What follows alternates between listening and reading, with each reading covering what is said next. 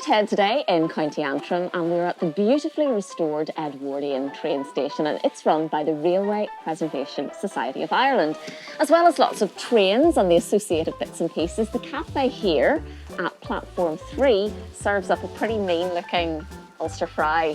Now Liam, correct me if I'm wrong, but Ulster Fry, it's very similar to a full English or a full Irish, but it's the bread products, the potato bread and the soda bread that sets it apart, am I right? There are two main bread products that make the Ulster Fry unique.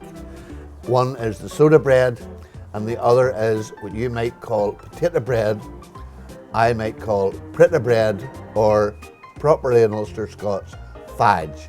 Fudge is the Ulster-Scots word for pita bread. And where does this word fudge come from? Well, I really wouldn't know where it come from, but it does put me in mind of a neighbour of mine whenever I was young. He was a widower and he had quite a brood of wains, and he was responsible for making the morning meal. And he had the pan on from early, and he was frying, and the wains used to gather around the pan with their wee bits of bread, and they used to say, "Can I dip now, da?" because they dipped their bread into the frying pan. Right, so it's kind of like the Ulster-Scots version of bread and dripping. That's exactly what it's like, bread and dripping, but people dip their bits of bread into the frying pan.